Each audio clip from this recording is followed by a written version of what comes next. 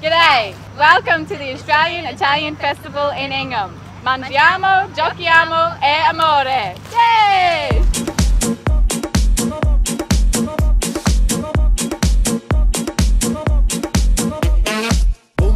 Eat, play and love. It's the advice for the supersized weekend ahead.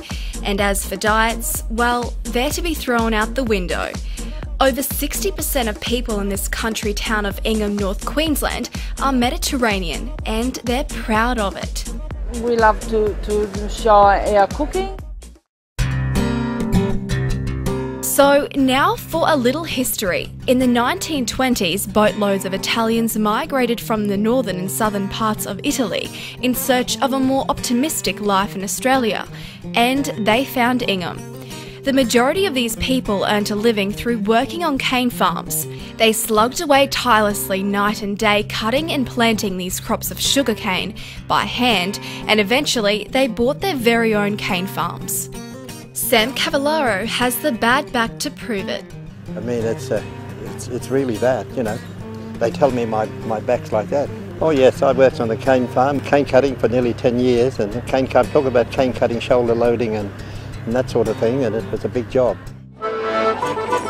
So there's no guessing why this Australian Italian festival in Ingham is such a hit every year. The town is full of vivacious spirits. It brings the whole community together to celebrate the integration of the Australian and Italian culture. For over a decade it was tradition for the festival to be held in the main street of Ingham. But this year, things are being shaken up a bit. Around me is the newly developed Tiddo Wetlands, one of the largest tropical wetlands in the Southern Hemisphere. And this is where all the celebrations are happening. When the moon hits your eye like a big pizza pie, that's amore. Whether people admit it or not, it's the cuisine that's the main draw card for tourists and even locals. The pasta, the ravioli, it's all freshly handmade for the occasion. Alana Mason hasn't missed an Italian festival since it all began 17 years ago. Not as a spectator, but as a cook. Her quail and polenta have always been a particular favourite with the festival goers, but the menu goes on. Okay, we got castagne, quail and polenta, involtini, is salad barbecue, octopus, arancini, spaghetti, pasta, ravioli, peperonata, costine di maiale. There's plenty to eat. Nobody's gonna get hungry into this place. And it's her chestnuts that keep customers coming back for more. This is the chestnut machine cooker. It's roasted it, and my husband made it from the scratch, and he used all bits and pieces, so he didn't spend too much money. They are very popular, and they are very the culture of Italy. As for the cannoli, well, there are over 3,500 ready to be sold. It took us a weekend to roll pastry. It's an art on its own. It took 2 days to make the custard filling, 187 batches. But it's not just the food that's set to knock the socks off these festival visitors. Some of the entertainment will give those game enough a different perspective on the Ingham region. This helicopter will be making flights the entire weekend, giving people a very scenic view of Ingham's surrounding islands, beaches and cane paddocks. Some would say it's a pretty priceless view, but for $50, those game enough can be a part of it. But the entertainment doesn't stop there. There's the talent straight from Italy.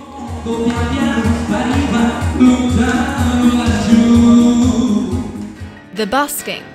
The Australian Festival, we all like to eat spackball when we come to this great Tiddo Wetlands.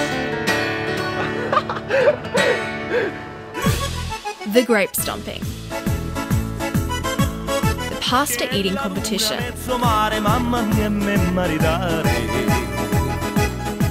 And even local art displays.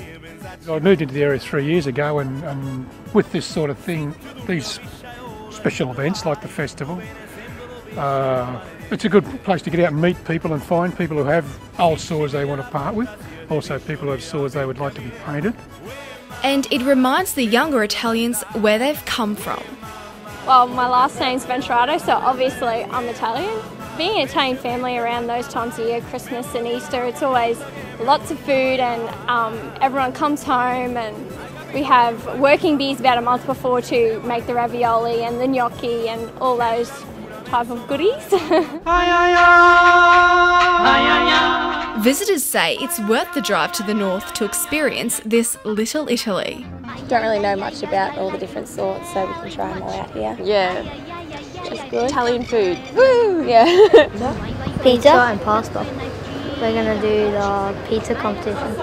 And it's agreed that this excitement is desperately needed by the town. Just 6 months ago, Ingham and its surrounding regions were devastated by Cyclone Yasi, a Category 5 cyclone. Some houses were completely wiped out and cane paddocks were flattened. All we need is people to understand that you just can't sit back. You've got to look forward and try to improve the situation as you go along.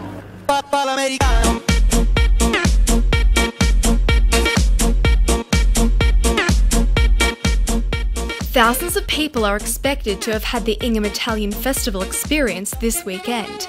The town can only hope that it'll keep visitors coming back for more.